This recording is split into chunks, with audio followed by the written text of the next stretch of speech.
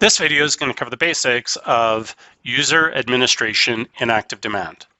In ActiveDEMAND, a user is somebody who has a login account to ActiveDEMAND. There are different permission sets that you can create for the users of ActiveDEMAND. To create users in ActiveDEMAND, you can either do it in the account settings or in the users section of the product. I'm in the account settings section of the product right now with the employees tab selected. And if you see here, there's two employees. One is Bob the Happy Marketer and this other one is Bob Smith. Now, Bob the Happy Marketer is somebody who has a user account. And you can see this by this little icon.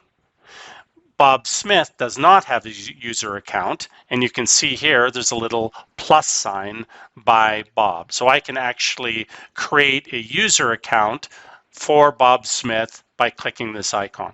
As you see here, this contact can be deleted. If this contact had a user account and I deleted it, both the user account and the employee would be deleted.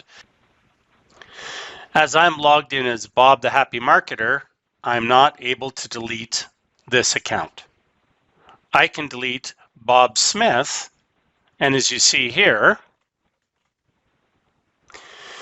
this person, Mary, has a login, and if I click here, I can delete the user login without deleting the actual employee. So to create a user account, I can either click this little plus icon here to add a user account to an existing employee. Or if I'm adding a new employee, I will click here to create an employee and then check this checkbox to create a login for that employee. And I'll just do that now.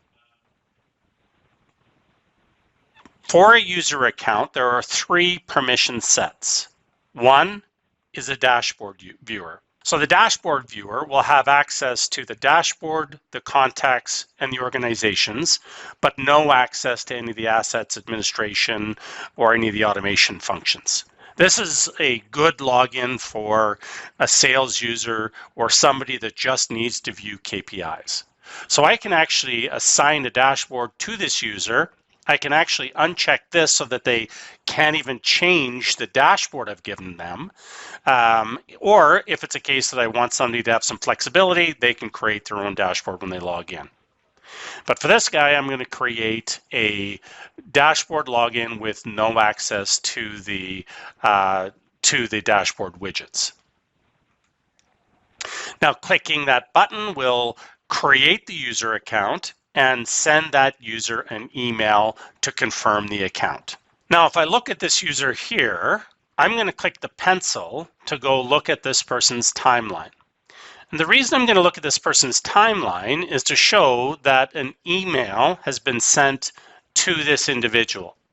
And if I click the view more, you will see there is a link here. So this person, if he opens the email, the open will show up on their timeline.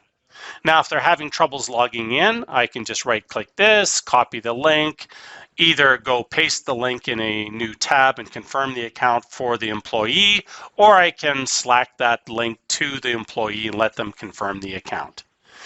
We track everything that happens with the prospect, whether they're opening emails, clicking links in emails, resetting their password. Everything that has to do with the individual will be on the activity timeline of that individual. Now, as an administrator, I have access to the account permissions. Something to note is a person can only give and revoke permissions that they, as an administrator, have been granted. So this is an agency account. So I, as the person logged in as Bob the Happy Marketer, have the option to access sub-accounts. And I can grant that permission to a dashboard user. If I did not have the permission to access sub-accounts, this would not be visible to me, Bob the Happy Marketer, to assign or revoke as an administrator for employees. I can change permissions by, for example, selecting Marketer. So Marketer exposes a new set of permissions that are given to a marketer but not a dashboard viewer. So the marketer has all of the capabilities of a dashboard viewer, plus they have the ability, for example, to access sub-accounts, create sub-accounts if I'm in an agency environment, and as well access different campaign types, etc.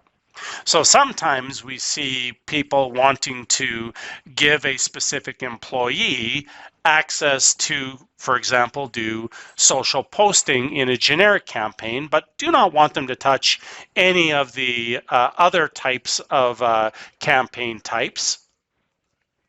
Or for example, if we want to create a content moderator, if content moderation is enabled for the account and not give them access to campaigns, we can pick and choose a fairly high level of granularity for an individual employee.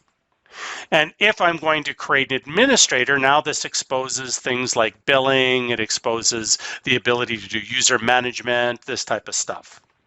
Now, it's important to note anybody that has billing access to the account will receive all billing notifications. So if you don't want a specific employee to be getting notified every time an invoice is created or an account upgrade happens, just be careful to not give them billing access. The other place you can manage the users is in the administration users section of the product. Here you'll see all of the different employees, and you can delete the individual user accounts here. Now, if somebody ever forgets their password, you can go to the login, and always at the bottom of the screen, you will see did not receive confirmation, forgot my password, or unlock.